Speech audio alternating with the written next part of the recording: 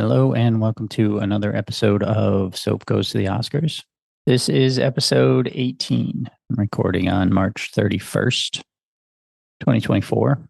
And I don't think I said on the last one, but I recorded that March 30th, 2024, my review of Skippy.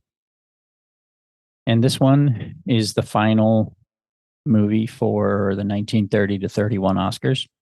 And so it is the one that won. Outstanding production at the time, and it's called Cimarron, which there have been a couple different versions of this. There's a 1960 version as well, and maybe something after that. I'm not sure. This one is from 1931. It's as all of these are, it's pre-code epic western. No, they're not all epic westerns, but it's pre-code.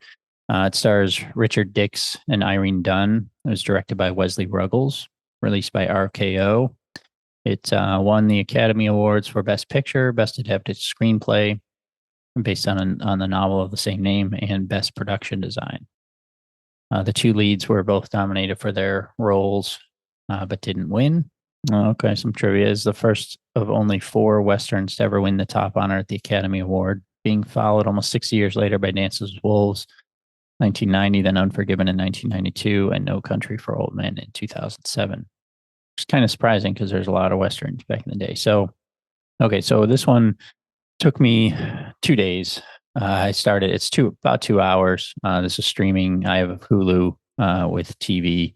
And so it's on Turner Classic Movies. And that's where I was able to watch it. No cost other than Hulu. So it's about 2 hours long. And I watched about an hour last night. I was getting sleepy. I actually took a nap in the middle of it, about 10 minutes, and then woke up and watched a little more and then finished it this morning. So I don't feel I gave it quite its due. I was a little tired last night. I was distracted a little bit, probably on my phone too much. So I feel like I paid a little more attention in the second half and enjoyed the second half a little more than the first half. So I may go back and rewatch at least some parts of the first half of this. But that being said, I can see why this won Best Picture. The poster is quite something, by the way, if you get a chance to check it out. I can see why it won. It was epic in scope. And from some stuff I read, it made some breakthroughs with sound and the way that cameras were able to move and stuff. And you can see the production was epic. So I get all that. This was not my favorite movie of this group. So just to reiterate, the winner was Cimarron. The other movies were Eastland, Skippy, The Front Page, and Trader Horn. Last time I had ranked Front Page is number 1, Skippy is number 2, Trader Horn is number 3, and Eastland is number 4. I would still say Front Page is my favorite. Maybe it's not the best. Maybe this one is better. But as far as my rankings, I would still say Front Page, then Skippy, then Cimarron, then Trader Horn, then Eastland. Eastland was the worst of these, in my opinion. So yeah, it's from 1931 and it's the Old West. So it definitely has some dated stereotypes and some obviously racist type characters and stuff. So when you look at it through the lens of today's world, some of those things stand out. Back then when it came out, not an issue, obviously. So you can easily pick it apart for those reasons. I don't think it's fair to do so because it is sort of accurate for the time. And one thing I'll say about it, though, I mean, they did also have some progressive stances with like women and positions of power and dealing with Indians and the Osage. A lot of this takes place in Osage, which, to be honest, I had not even heard of until Killers of the Flower Moon. So it was interesting to see this, when they mentioned that again, and they were in the same area as Killers of the Flower Moon took place. They talked about the Indians finding oil and how they became rich and all that. So it was interesting to see that kind of perspective after having seen Killers. So the plot of this starts out with the Oklahoma land rush of 1889. Thousands of people traveled to the Oklahoma Territory to grab free government land. The main character, Yancey Cravat, and his young bride, Sabra, crossed the border from Kansas to join the throngs. In the ensuing race, Yancey is outwitted by a young prostitute, Dixie Lee, who takes the prime piece of real estate, the Bear Creek claim that Yancey had targeted it for himself. And that's where I like, because Dixie Lee plays a part later. I had sort of missed some of the stuff in the first half of the movie because I wasn't paying it the attention I should have. His plans are thwarted. So instead, he moves into the town of Osage, which is a boom town. He confronts an outlaw who had killed the publisher of the local newspaper, and he kills him. And having a background in publishing himself, he's a lawyer, but he also ran a newspaper back in Kansas.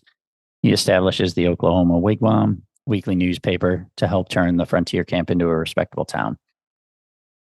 They have a son named Cimarron, obviously is the title of the movie, but the son plays almost no part in this. So I'm not sure why it's called Cimarron. Maybe it plays more into the book.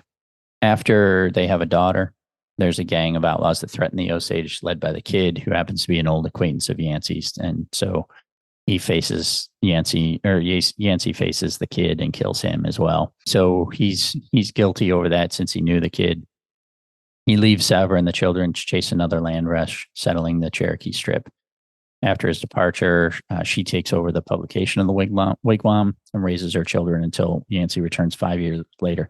This dude was super annoying. He would come in and be like, "Hey, sugar," and she would fall in love with him again, and then he'd disappear for 5 years at a time. And it probably was the way it was, but he was super annoying. And there was just a bunch of annoying characters intentionally. So I don't know that his was intentional, but he annoyed me. So the big problem when he comes back is that this Dixie Lee character, the one that took the land he wanted, she's been charged with being a public nuisance. She has no representation. And being a lawyer, he decides to represent her, and he wins her case, and she's acquitted.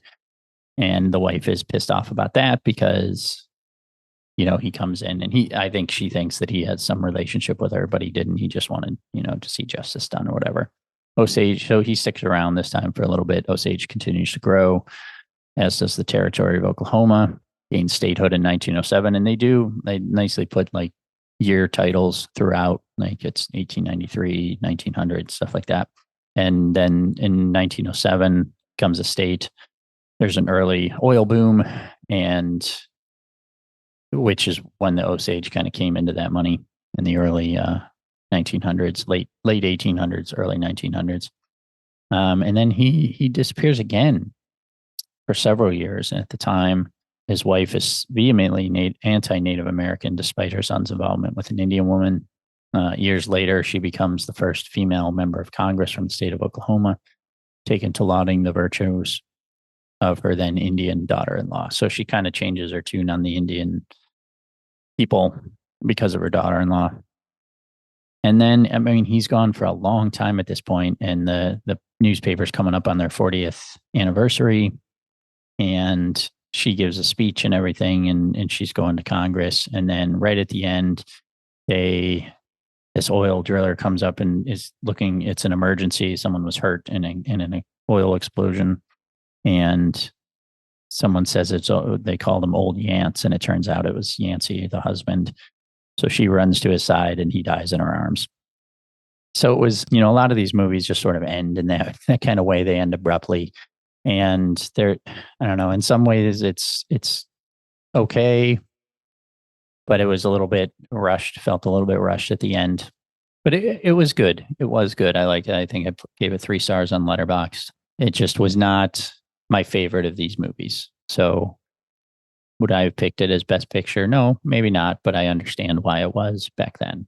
So let's see. There's a few sort of trivia things here.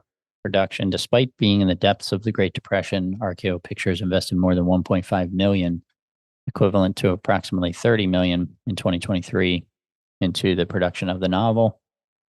Filming began in the summer of 1930 at the Quinn Ranch outside of LA, where the land rush scenes were shot. More than 28 cameramen and numerous camera assistants and photographers were used to capture scenes of more than 5,000 costumed extras, covered wagons, buckboards, surreys, and bicyclists as they raced across the grassy hills and prairie to stake their claim.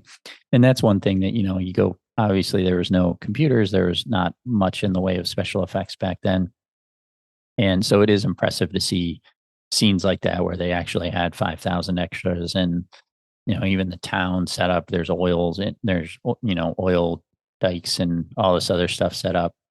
and the towns are set up, and I'm sure it was some soundstage or whatever, a town that was built for movies, but it's still, all that stuff is impressive.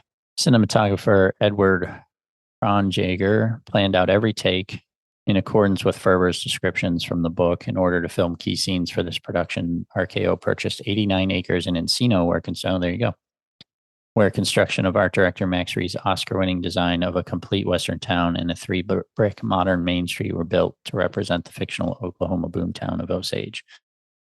These award-winning sets eventually formed the nucleus of RKO's expansive movie ranch in Encino, where other RKO and non-RKO films were later shot.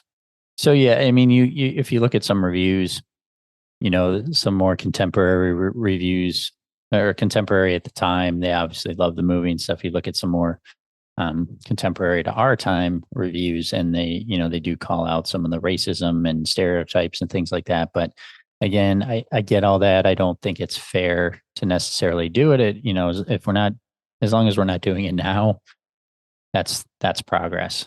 But you can't really criticize it for happening back then, because that's just, unfortunately, that was the way of the world. So it is true to form for the time. Yeah, overall it was good. Like I said, I may go back and rewatch some of it, because I did not.